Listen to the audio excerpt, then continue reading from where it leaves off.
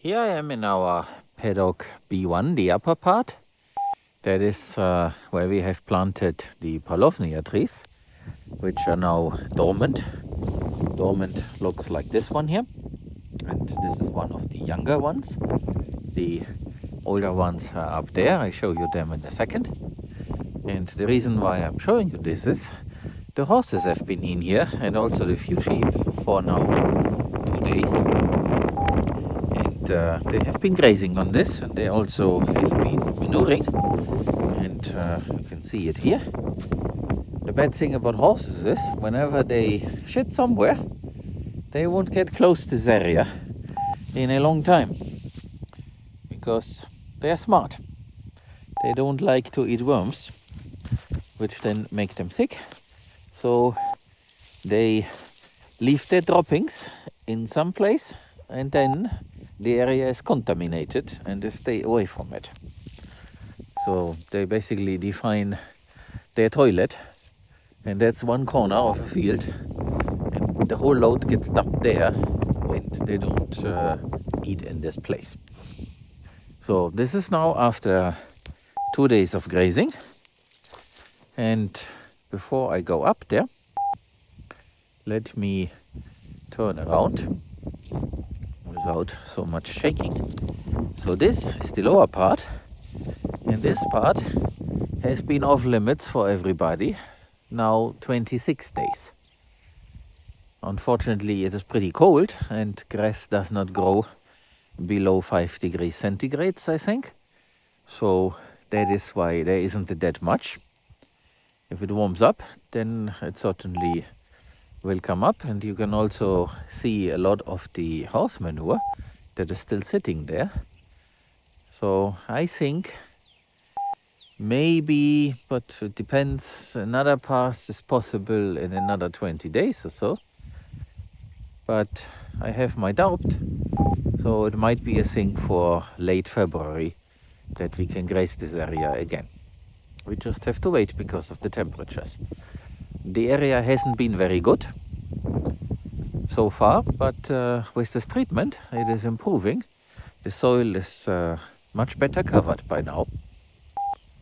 But of course we need to wait and be patient for the temperatures to rise again.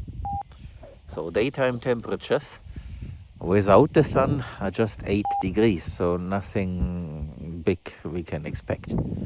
Now when the sun comes out like today, it does get warmer, but what is important is the soil temperature, and that takes a while. Also the sun is strong and heats up quickly. So that is that. Now let's go and have a look at the trees. Here is one that grew a little bit, but it's also one of the younger ones. Let's go to the older ones. And you might remember another video, recent one, where I showed you how they lost their leaves.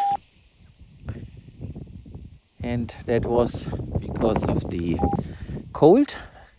And I was afraid that maybe we have this bowl effect, so that they were standing in water. Maybe, maybe not.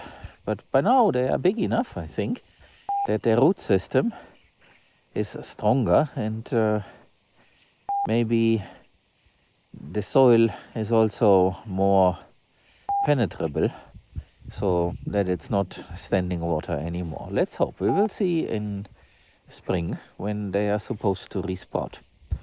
So they lost everything and are now standing bare, and that is probably how it's supposed to be. Those are my first Paulownia trees. I don't really know, but this is how it is. And we made those circles of the stones that we were able to collect here and there. There was the idea to use a lawnmower and cut the grass for mulch in between here, but then the horses have been doing the job very well. There is still a little bit left, which is why I'm going to leave the gate open, so that they can continue. There's still a good chunk of forage left. Maybe it's another 2 days. horses wander around and nip in all places, but unlike cows, they don't stay and graze off an area. I read somewhere that a horse in the wild moves 100 kilometers a day, which is why this is something interesting for horse owners amongst you. Someone in the US, I forgot his name, came up with an idea called paddock paradise. And that is how our idea here with all those animal lanes started. He devised a system of lanes in a small piece of land where the horse can wander around and wander around and around and around. And that way, basically talk on a lot of miles during the day, or kilometers I should say, simulating a prairie where the horses can run around those 100 kilometers per day. So paddock paradise is the name of that. And if you like, you can make it a little bit more interesting by creating obstacles, a water crossing, a bridge. You can leave some big trunks somewhere so that it's more interesting for the horse's mind to overcome some obstacles. The cows and pigs, the cows receive some straw and alfalfa pellets, and the pigs get 80 kilos of feed. They are still here. We are waiting for the slaughter facility to accept our batch. They seem to be busy and we have to wait, but that's how it is. I'm not sure whether there will be a clip about what I'm going to do next. Maybe not, but that is how my Sunday will now look like. I just finished distributing 10 of these square bales here in this temporary paddock. It is a pretty large one, and as you can see, it is full of stones. So all those rocks we will bury. There is no point in trying to take them out because it is already the exposed subsoil, so there will only be more rocks. There is no point in trying that. So instead, what we will do is we leave the cows here for a while.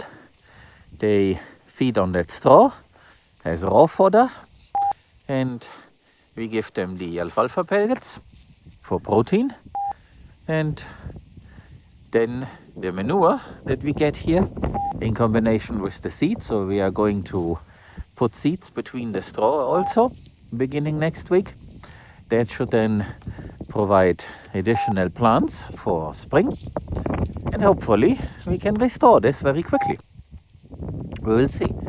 The old swales or trenches that I dug a little while ago, they are already slowing down the water flow, and as you can see here, the terrain is a little bit more shallow.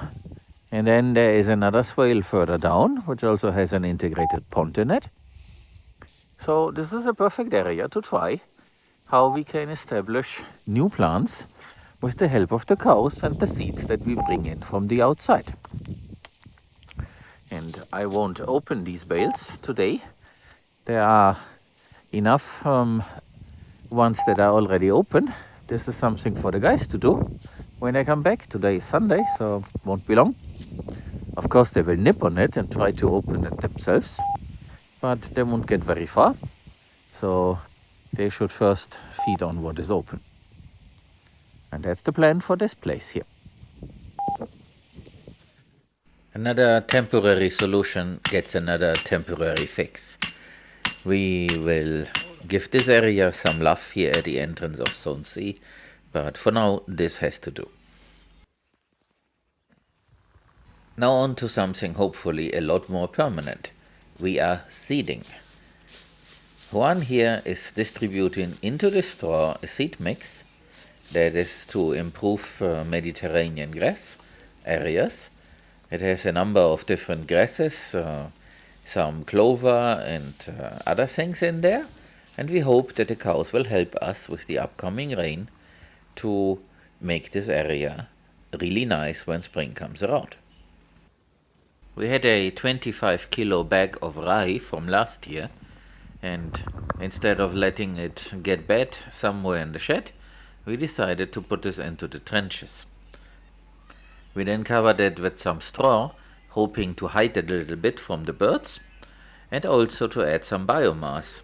As you can see, this is purely stone what we have here to work with.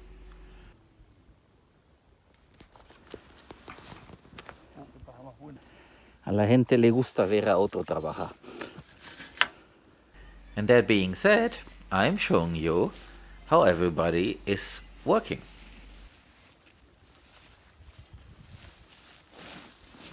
I may have mentioned that before.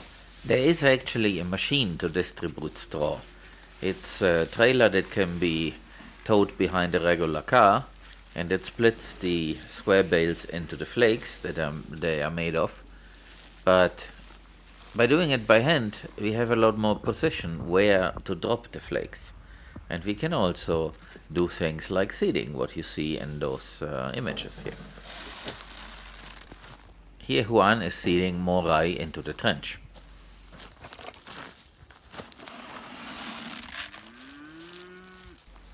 And a little bit that is left gets added to the piles of straw so that the cows will trample it, maybe eat some of it, probably not, but at least they will put it in good contact with the soil.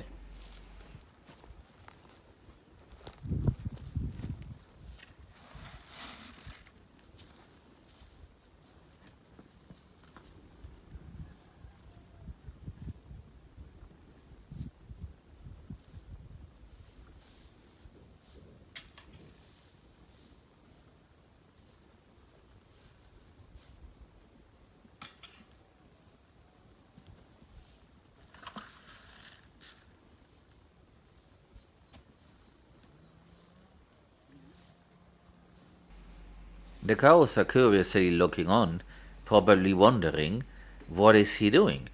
They assume maybe that this is alfalfa pellets, but they don't see anything large that is dropping. So they stand there and wonder and do not move. Here and there you can hear them moo.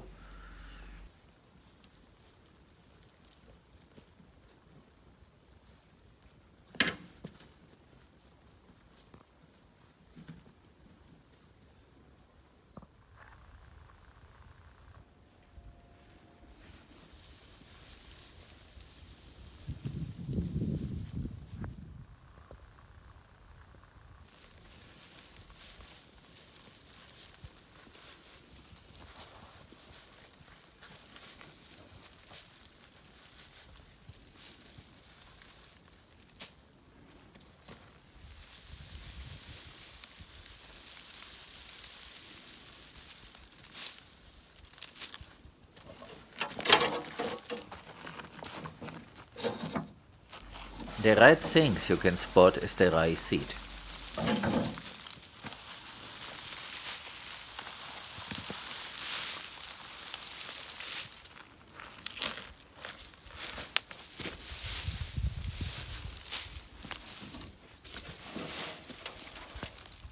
The compressed flakes are being loosened up so that when they get put in a pile somewhere, it is much easier for the cows to eat it, and that way we have a little bit more impact by the manure, and whatever is then left is not very thick as a thick packet covering the soil like when you do mulching. We want the plants below it to germinate and to go. Our intention is to keep the cows here for several days. We don't know yet for how long. The idea is to let them add organic matter to this place so that when the seeded plants will then go up, they find food themselves. We adapt our technique a little bit to what we find, hoping that we pick the right choice. And so one of the guys is responsible every day to distribute more straw in this fashion and also give the cows 2 bags of alfalfa pellet, while the other, when not helping, can continue to put up more temporary fencing in these areas. Obviously, this is a repair job. This is not our production method. And this is what is in the bucket. That is the seed mix. Not only have we seeded into the straw, we have also distributed a good portion of seed here in this area, and we are now covering this with straw to try a different technique and then compare the results. As always, thank you for watching and following along. I hope you liked this update, and please come back in a few days for another episode.